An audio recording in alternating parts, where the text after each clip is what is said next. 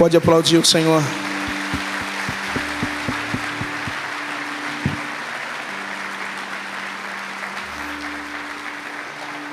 Graça e paz. Estamos no terceiro dia desta campanha, desta festa maravilhosa, na qual o Senhor tem realizado coisas extraordinárias.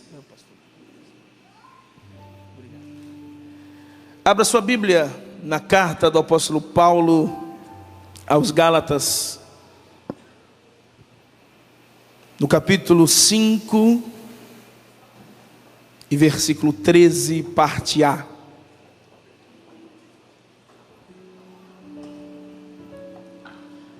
Gálatas capítulo 5, versículo 13, parte A.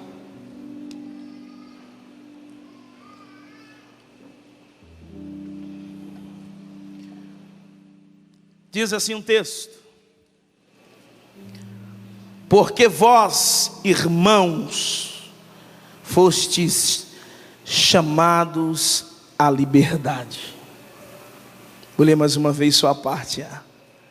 Porque vós, irmãos, fostes chamados à liberdade.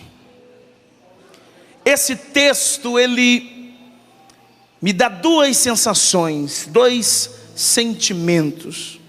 O primeiro é o sentimento da alegria, por saber que somos livres, pois o Espírito que habita em nós, segundo o apóstolo Paulo escreveu na segunda carta aos Coríntios, capítulo 3, versículo 17, quando ele disse: aonde está o Espírito do Senhor, aí há liberdade. Logo, se o Espírito Santo habita dentro de mim, haverá liberdade.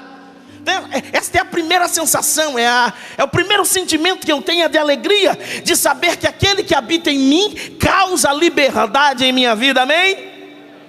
Agora, o segundo sentimento que eu tenho é um sentimento de tristeza, quando eu leio esse versículo. Por quê? Na verdade, se eu tenho o Espírito Santo, eu tenho a liberdade, eu estou livre, mas me causa tristeza, porque muitos de nós não conseguimos viver esta liberdade. O texto diz: olha, vós, irmãos, fostes chamados à liberdade, e muitos de nós não conseguimos viver esta tal liberdade. Então, o segundo sentimento que vem ao meu coração é um sentimento de tristeza, por saber que muita gente que diz que tem Deus na vida, por saber que muita gente que diz que o Espírito Santo opera dentro dele, por saber que muita gente que diz que serve a Deus, ainda encontram-se presos em tantas coisas. Mas eu tenho uma notícia de vitória para você, quem quer ouvir?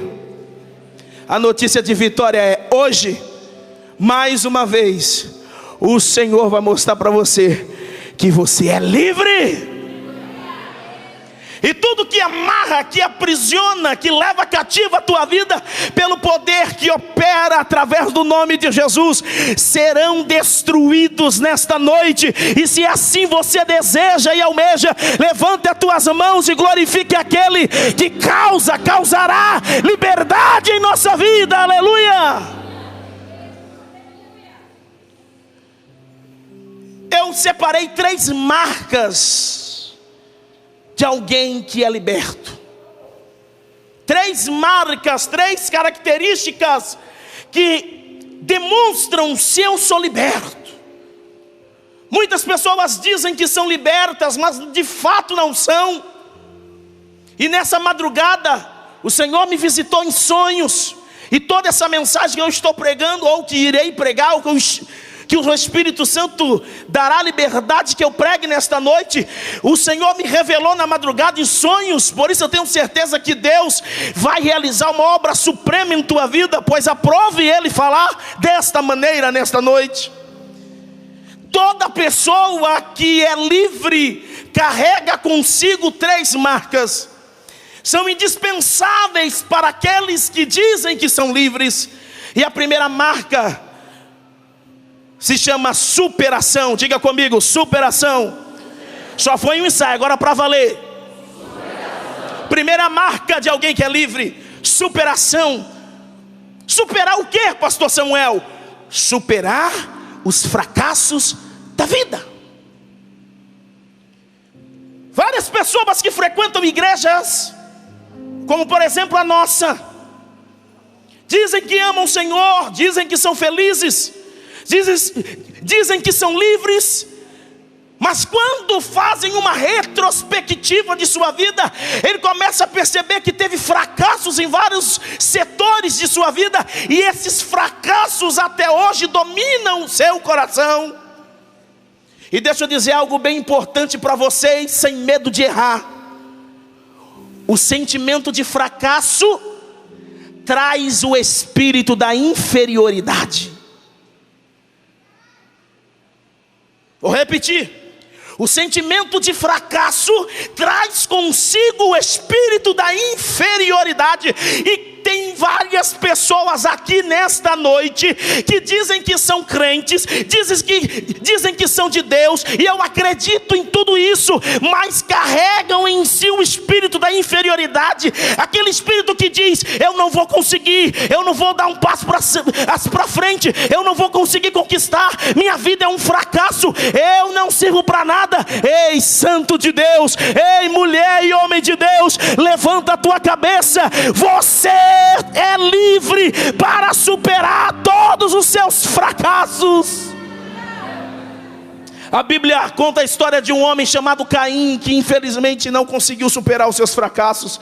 A Bíblia diz que Caim e Abel ofereceram ao Senhor sacrifício. Caim ofereceu do seu melhor, do seu trabalho. Abel ofereceu do seu melhor, do seu trabalho. Mas a Bíblia diz que Deus atentou para a oferta de Abel e não de Caim. A Bíblia não diz que Deus rejeitou a oferta de Caim, o motivo dessa rejeição. Mas a Bíblia diz que para a oferta de Caim foi rejeitado pelo Senhor. Agora a pergunta é o seguinte: por que Caim matou Abel? Caim matou Abel porque ele não soube superar um fracasso. Caim matou Abel porque não soube superar um não. Eu não vou entrar no mérito o porquê que Deus não aceitou a oferta de Caim, pois não tem um tempo para isso.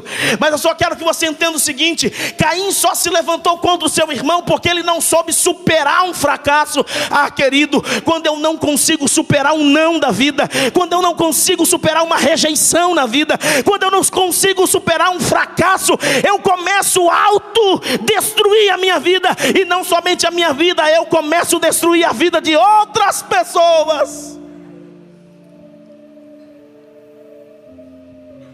O fracasso me torna um assassino. Pastor, você tem como provar isso na Bíblia? Tenho. Se a gente lesse Gênesis capítulo 4, quando fala do episódio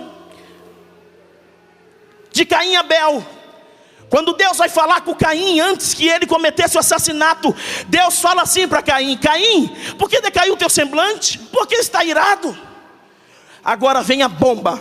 Olha o que Deus fala: se procederes bem, não será aceito? É uma pergunta.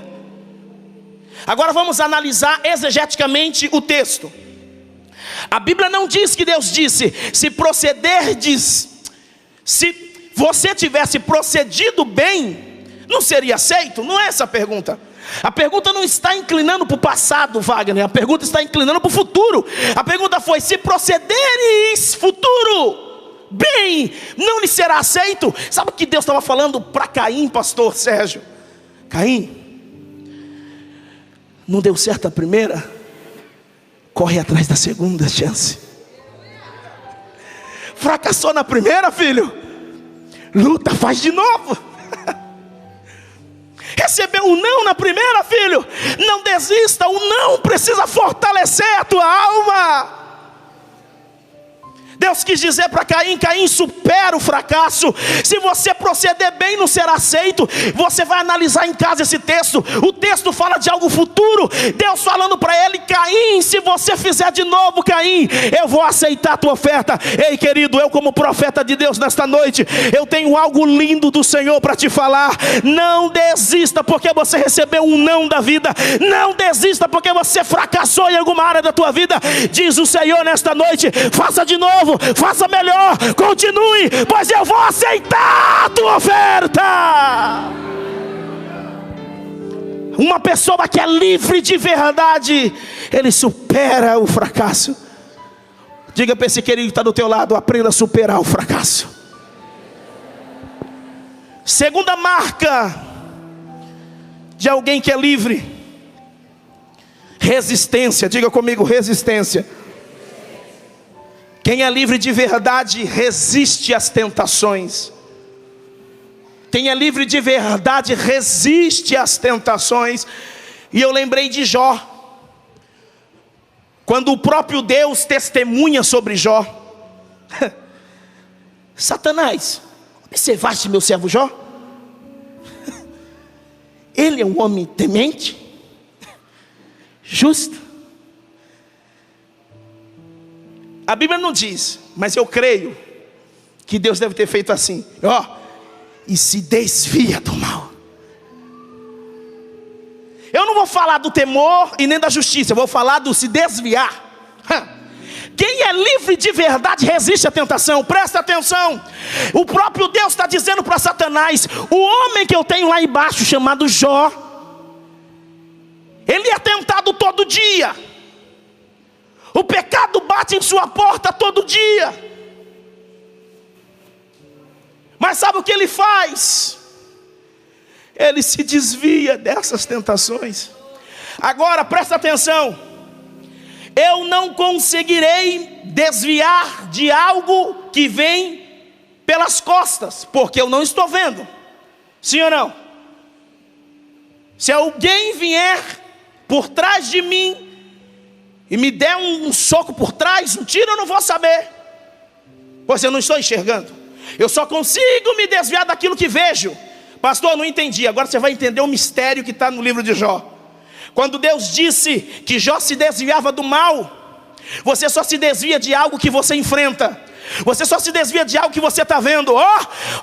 O verdadeiro livre não para de caminhar, mas quando o pecado vem, ele vai para cá, ele vai para lá, ele continua prosseguindo, mas ele vai se desviando. Ele se desvia para cá, se desvia para lá, ele dribla o pecado. Meu irmão, o verdadeiro livre que Deus está procurando nesta noite é alguém que reconhece que é tentado, é alguém que reconhece que é provado, mas a sua fé lhe garante o desvio do mal. Nesta noite eu te falo uma coisa: comece a se desviar do mal, enfrenta aquilo que está te tentando, mas foge do pecado.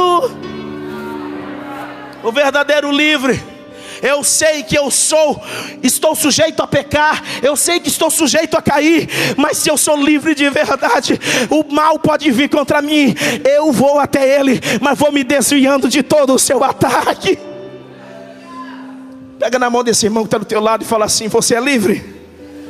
Então se desvia do mal, se desvia do pecado. Porque vocês sabem que a maioria das pessoas que são oprimidas, eu vou falar agora de um fator pastoral. A maioria das pessoas que são oprimidas é porque vivem se alimentando do pecado, se desvia do mal. E a terceira e última marca para eu finalizar: a primeira, superação. A segunda, resistência. E a terceira e última, decisão. Quem é livre tem essa marca, a marca da decisão. Ele decide perdoar.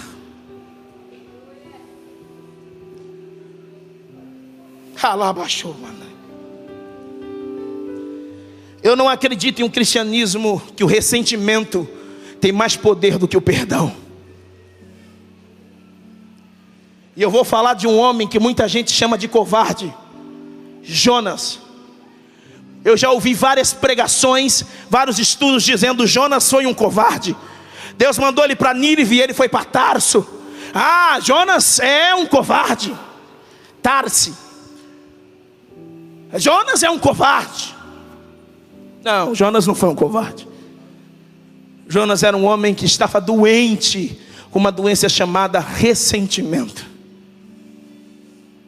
Ressentimento é um sentimento que é gerado por alguém quando nos trai, se levanta contra nós, levanta calúnia contra nós, fere a nossa alma. Olha, tem um monte de gente aqui ferido e que está preso, sabe por quê? Porque não consegue liberar perdão.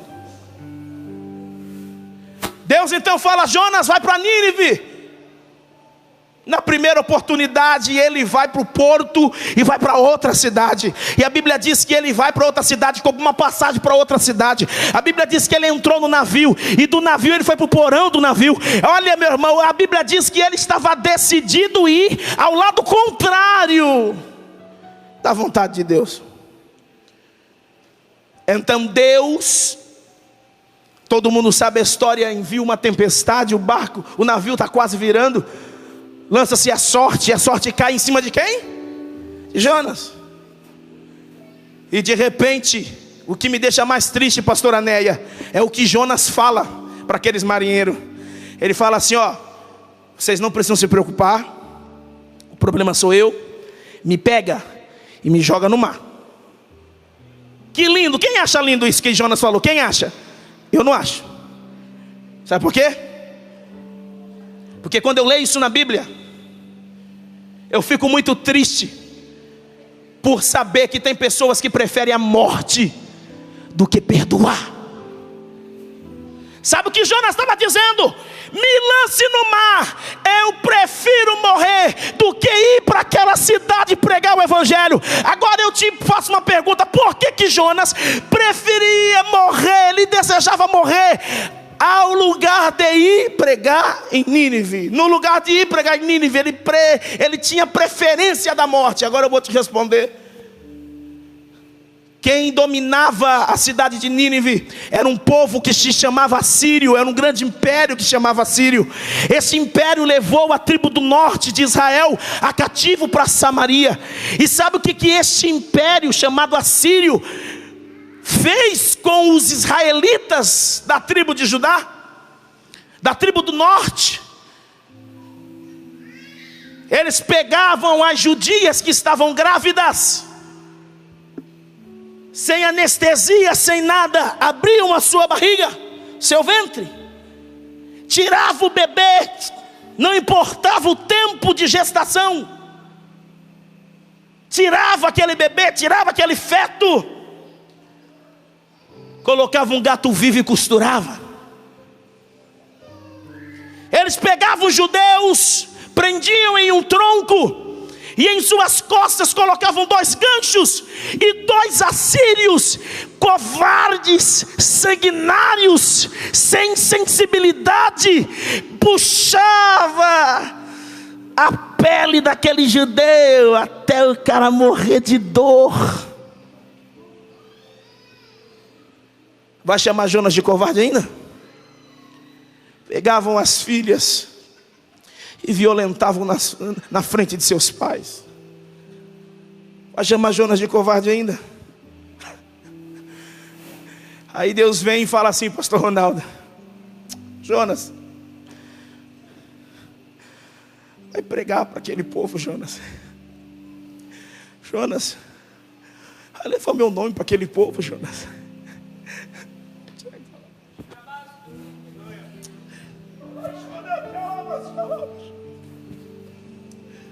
Jonas, leva o meu nome para aquele povo, Jonas. Ai, irmão, olha, abriu uma tela na mente de Jonas. E ele começou a rever todas as cenas de maldade, todas as cenas de crueldade. E ele disse: não, eu prefiro desobedecer a Deus, eu prefiro a morte. E tem muita gente aqui que prefere a morte, mas não consegue perdoar, porque o que fizeram contra a tua vida foi cruel demais, o que fizeram contra você foi difícil demais, o que fizeram contra a tua família foi algo horrível demais. Mas eu quero te dizer uma coisa: Deus respeita o nosso livre-arbítrio, amém? Deus respeita o nosso livre-arbítrio, sim. Mas por que ele insistiu em Jonas? Se ele respeita o livre-arbítrio, por que ele insistiu em Jonas? Agora eu vou te dar a resposta mais espiritual que eu podia dar, e não sei se eu vou conseguir dar. Deus insistiu com Jonas, pois Deus queria curá-lo. Deus queria curá-lo. Deus sabia que Jonas tinha um potencial. Deus sabia que Jonas era especial. Deus sabia que Jonas era um servo de Deus decente. Mas o ressentimento estava desviando do caminho do Senhor. Meu irmão, Deus sabe que você é decente. Deus sabe que você é leal. Deus sabe que você é sincero. Mas esta dor está desviando você daquilo que Deus preparou. Mas diz o Senhor nesta noite: hoje eu quero te curar. Eu quero curar teu sentimento. Eu quero curar o teu coração. Eu quero curar o teu coração desse rancor, desse ódio. Deixa eu te curar, diz o Senhor.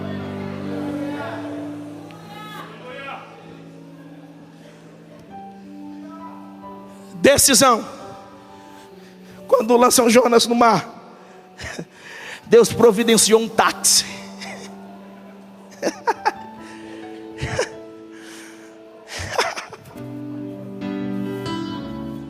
Quando Deus quer te curar, tu não tem por onde correr, irmão. Quando Deus quer te curar, você pode se lançar no mar. Haverá uma grande baleia, um grande peixe te esperando. E quando ele cai no mar, pensando que era o seu fim, o seu fracasso, ele dá de cara com uma baleia. Esta baleia o engole, mas presta atenção: a baleia não mastiga, a baleia não machuca, a baleia deixa ele dentro dela. Claro que tinha todos os motivos para devorar aquele homem. Mas quando Deus quer curar alguém, Ele não deixa que nada te toque, que nada te destrua, pois o objetivo dele é te curar. A baleia o lança na praia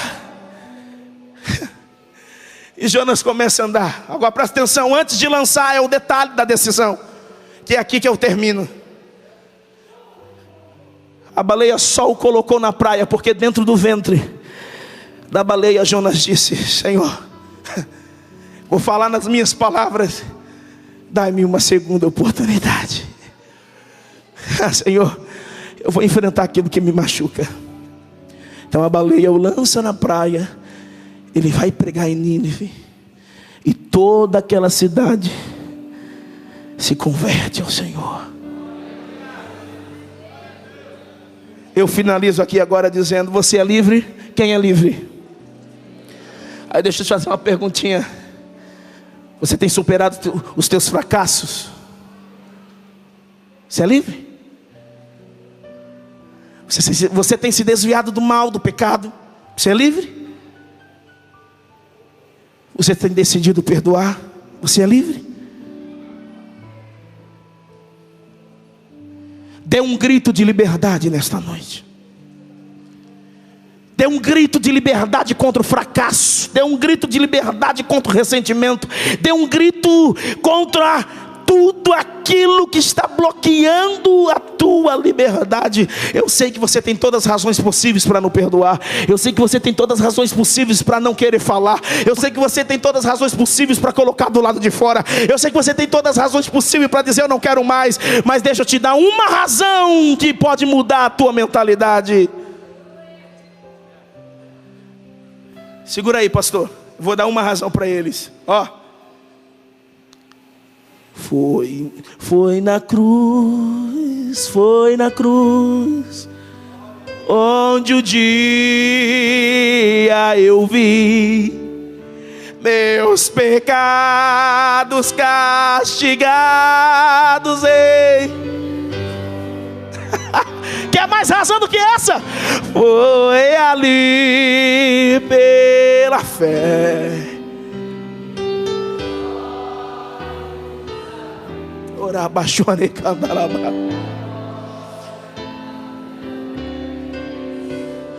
Sabe qual é a razão para você perdoar? Sabe qual é a razão para você superar? Sabe qual é a razão para você resistir? A cruz de Cristo. A cruz de Cristo é a razão para que esta noite nós possamos dar um grito de liberdade. Por favor, abaixe essas luzes para mim. E nós vamos entrar na batalha espiritual neste momento. Hoje é uma noite de darmos o grito da liberdade. Se de fato somos livres, gritaremos como livres. Mas superaremos os nossos fracassos e vamos decidir perdoar. Por favor, Se coloque de pé.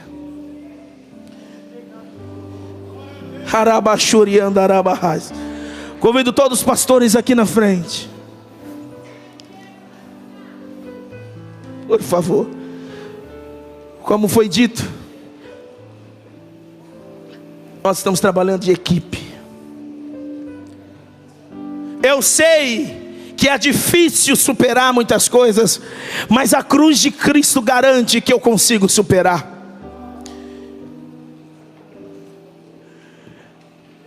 Nós vamos fazer uma primeira oração, convidando o Espírito Santo para atuar de uma forma extraordinária neste lugar. E eu, presta atenção. Se você, querido, tem bloqueio para perdoar, porque te feriram. Se você tem bloqueio para perdoar, porque te traíram. Se você tem bloqueio para perdoar, porque feriram a tua honra. Hoje é noite de dar um grito de liberdade. Se o teu fracasso tem dominado a tua vida ao ponto de não deixar você dar um passo para frente, hoje é noite de dar o grito da tua liberdade.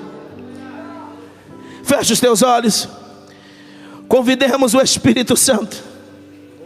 Convidemos o Espírito Santo para dominar este lugar com cura, para dominar este lugar com operações espirituais, para dominar este lugar com atuações extraordinárias. Espírito Santo, Espírito Santo, é o Senhor que faz, é o Senhor que realiza, é o Senhor que opera muito mais do que pensamos ou pedimos.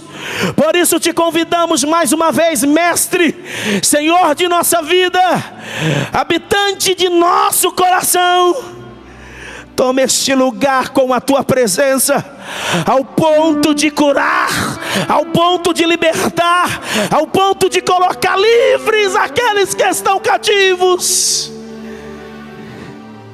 Oh Espírito, eu quero convidar você que está cheio de ressentimento, você que não consegue liberar perdão porque te feriram, e você tem razão, diversas razões por isso. Você que o teu fracasso às vezes não te deixa dar um passo para frente. Vem aqui na frente. Vem aqui. Hoje a oração será específica para que você seja livre de tudo aquilo que proíbe você de dar um passo à frente. Você que não consegue dar um passo, não consegue andar para frente porque tem um espírito de inferioridade. Parece que alguém fica falando no teu ouvido: você não pode, você não pode, você não vai andar para frente, você não vai conseguir. Se você é essa pessoa, pode vir. Pode vir. Teu marido te traiu e até hoje você não consegue perdoar. Venha. Alguém se levantou contra você, feriu teus sentimentos e você não consegue nem olhar para o rosto dele. Venha. Dê um grito de liberdade nesta noite. Dê um grito de liberdade nesta noite. Deixa Deus tirar do teu coração toda esta mágoa, todo esse ressentimento, pois você foi chamado para ser livre. Levanta as suas mãos, levanta as suas mãos, levanta as suas mãos e começa a clamar a Ele. Levanta as tuas mãos e começa a clamar a Ele. Começa a clamar pela tua liberdade. Começa a clamar pela tua liberdade. Deus te chamou para ser livre. Deus te chamou para ser livre.